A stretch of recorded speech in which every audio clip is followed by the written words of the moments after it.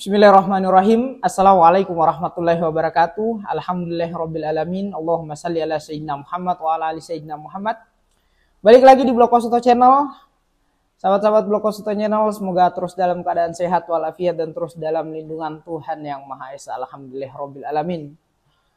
Beberapa hari kemarin ya kita sempat melewatkan konten yang sudah kami persiapkan sebetulnya dalam momen bulan Ramadan ini, yaitu mengkisahkan tentang orang-orang yang dianggap gila di zamannya, tetapi sebetulnya hari ini di akhir baru kita ketahui apa yang mereka lakukan itu adalah satu cara berpikir dan cara berperilaku yang sangat bijaksana. Nah, maka kisah-kisah itu dirangkum dalam buku ini, kembali lagi yang dituliskan oleh Abu Al-Qasim An-Naisaburi, Kisah Kebijaksanaan Orang-orang Gila. Ya, jadi ada dua kata yang cukup bertolak belakang gitu ya, yang cukup kontras antara satu dikisahkan ia gila, tapi kemudian juga di lain sisi dia juga dianggap bijaksana. Semoga Allah terus menjaga akal dan lisan saya dalam mempelajari dan menyampaikan apa-apa yang ada di dalam buku ini.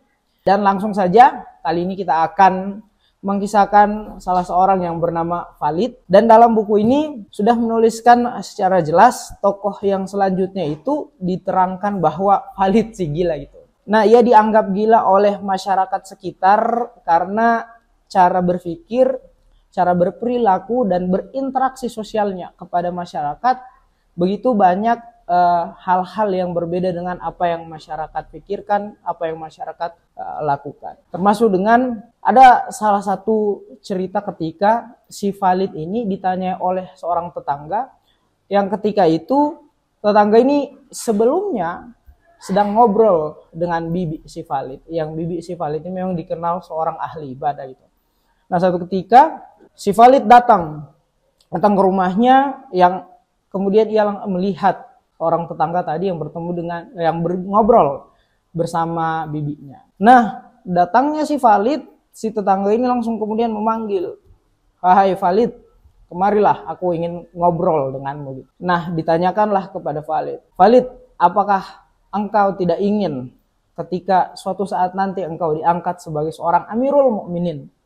Nah, kita tahu bersama bahwa seorang Amirul Mukminin adalah sebagai sebuah julukan ya, gelar di zaman kekhalifahan gitu, pemimpin bagi orang-orang beriman. Nah, apa jawaban si Khalid? Ya, si Khalid ini pada intinya dalam obrolan tersebut sangat takut gitu, sangat takut ketika ia menjadi pemimpin ataupun Amirul Mukminin. Banyak hal-hal yang bersifat kenikmatan, tapi kemudian itu akan melupakan dia kepada Sang Pencipta Allah Subhanahu wa taala.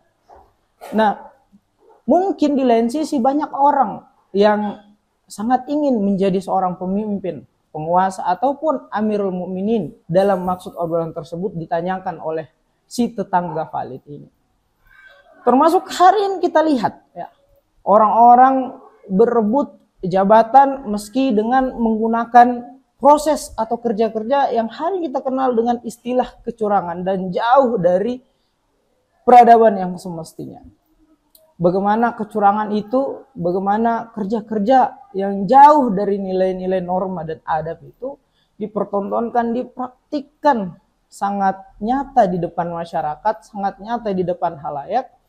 Tapi kemudian hal itu dianggap biasa-biasa saja dan ternormalisasi dalam keadaan untuk mencapai sebuah tahta kepemimpinan atau kekuasaan. Meski di lain sisi sudah banyak pertentangan, baik itu dari kalangan yang semestinya memang berbicara tentang kecurangan tersebut, anggap saja akademisi, masyarakat sipil, orang-orang yang ahli di bidangnya, tapi kemudian sampai hari ini kita lihat sangat ternormalisasi dengan mantap ya, dengan sesuai apa yang menjadi siasat dari politik orang-orang yang hari ini ingin berkuasa atau menginginkan sebuah tahta kepemimpinan tadi. Si Khalid sangat takut dengan segala kenikmatan yang akan melekat dengan relasi kekuasaan yang ia pegang nanti. Tapi di lain sisi kita lihat hari ini, begitu orang-orang sangat telanjang mempraktikkan, mempertontonkan hal-hal yang kembali lagi saya bilang jauh dari kata beradab. Dan hari ini kita kenal dengan istilah curang. Bagaimana seorang pemimpin yang memelihara satu keadaan masyarakat dalam garis kemiskinan, begitu kemudian masyarakatnya menginginkan sesuatu, berteriak sesuatu, diabaikan, dan ketika seorang pemimpin atau penguasa ini menginginkan sesuatu, gampang saja dalam keadaan masyarakat yang terperangkap dalam keadaan miskin tadi ini adalah satu kondisi masyarakat yang akan rentan psikologisnya, yang akan rentan cara berperilaku, berpikir, dan mentalnya, itu ketika disusupi berbagai bantuan yang sifatnya materi. Ya anggap aja hari ini kita melihat begitu getolnya ya penguasa hari ini yang memungkinkan estafet kelanjutan penguasaannya itu dilanjutkan oleh orang-orangnya.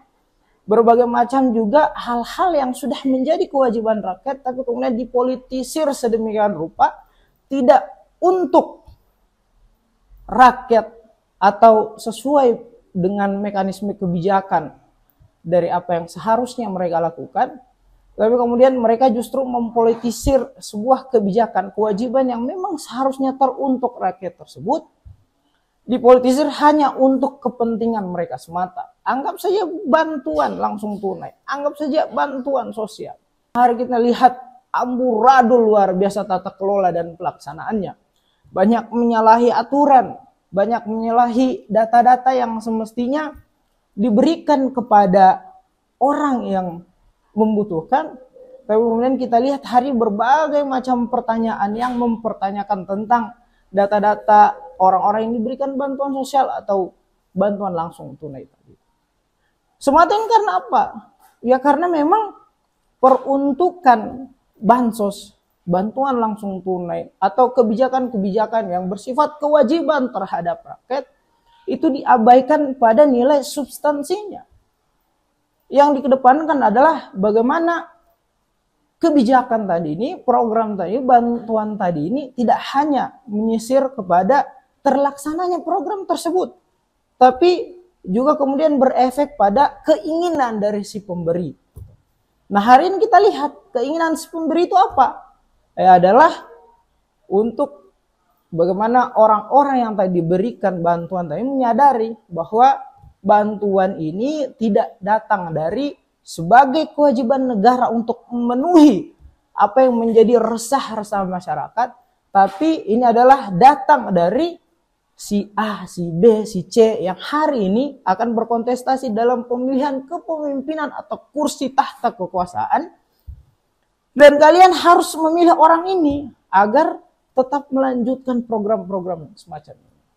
Ya, masyarakat kita dibodohi dengan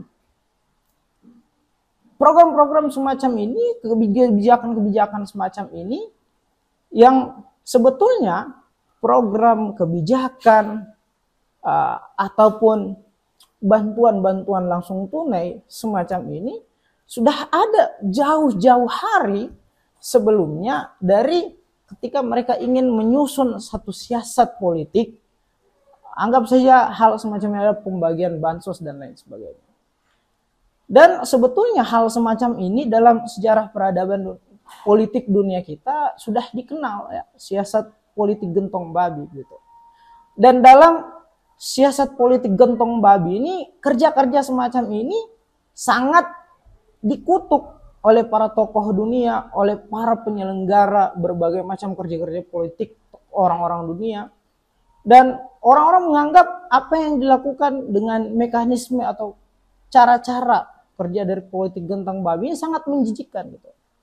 Tetapi hari ini kita melihat ya, di Indonesia bahkan tidak hanya dalam kontestasi berskala nasional atau bersifat elektoral, bahkan sampai ke tingkat daerah, ke tingkat desa, kita melihat kerja-kerja politik gentong babi yang sangat luar biasa dipraktekkan. Nah, dari situ kita akhirnya terrefleksi gitu sahabat-sahabat sekalian tentang satu kisah dari, ya mumpung ini waktunya bulan Ramadan ya, kita terus terrefleksi dengan kisah-kisah tokoh Islami yang mempraktikkan cara kepemimpinan mereka dengan sangat beradab dan sangat dicintai oleh masyarakatnya gitu. Contohnya saya misalnya Sayyidina Umar itu. Ya, dikisahkan dalam satu kisah, anggap saja kita istilahkan beliau sedang belusukan gitu ya. Istilah modern yang hari ini sedang digunakan oleh orang-orang. Belusukan ketika dia menemui seorang perempuan yang sedang menangis karena kelaparan. Dan juga ia melihat seorang janda, orang tua yang hari itu berpura-pura memasak batu hanya untuk menenangkan anaknya, agar anaknya melihat bahwa ibunya sedang memproses hidangan yang akan mereka makan nanti. Dari dua kisah tersebut diceritakan bahwa Sayyidina Umar menangis melihat rakyatnya yang satu potret kelaparan dan satu potret berpura-pura kepada anaknya. Nah, tidak panjang, singkatnya adalah apa yang ditampilkan dalam kisah Sayyidina Umar ini adalah bagaimana nilai pertanggungjawaban dan nilai keadilan dari seorang pemimpin kepada masyarakat, kepada rakyatnya, tentang bagaimana sebetulnya memimpin itu. Nah, hari ini kita lihat klaim pertumbuhan ekonomi luar biasa katanya meningkat. Tapi kita lihat kesejahteraan justru kontras dari klaim-klaim pertumbuhan ekonomi yang dimaksud pada tingkat elektoral nasional gitu. Angka kemiskinan makin tinggi, orang-orang makin terperangkap dalam kondisi kemiskinan. Serapan tenaga kerja juga kembali menurun. Berbagai macam kebijakan yang justru hadir, kita lihat banyak yang menyalahi apa yang semestinya menjadi kebutuhan masyarakat hari ini. Ya, kembali lagi kepada cerita si Valid tadi. Paling tidak ada beberapa poin yang dapat kita ambil dari kisah si Valid yang sangat singkat ini. Yang pertama, ya tentu saja alangkah lebih penting terlebih dahulu kita melihat apa yang dibicarakan, apa yang menjadi poin dari ucapan seseorang, ketimbang kita melihat siapa dia yang meskipun itu sebetulnya berangkat dari konstruk sosial atau anggapan masyarakat, walaupun dia gila gitu. Dan yang kedua, apakah tidak lebih gila sebetulnya orang-orang yang menginginkan kekuasaan, orang-orang yang menginginkan tahta kepemimpinan melalui cara-cara yang tidak beradab atau hari ini kita kenal dengan istilah kecurangan, menginginkan sesuatu dengan kerja-kerja yang jauh dari semestinya, ketimbang si Valid tadi yang lebih memilih takut gitu, menjadi seorang Amirul Mukminin, menjadi seorang pemimpin yang karena kepemimpinan tadi ini rentan akan menjadikan kenikmatan seorang pemimpin tadi akan melupakan penciptanya gitu. Ya, sahabat-sahabat tentu saja sangat bijaksana untuk menyimpulkan gitu. Oke, demikian kisah yang ketiga dalam konten Ramadan kali ini. Semoga banyak hikmah yang bisa kita ambil di bulan yang penuh berkah ini. Demikian dari saya, billahi taufiq wal hidayah. Wassalamualaikum warahmatullahi wabarakatuh.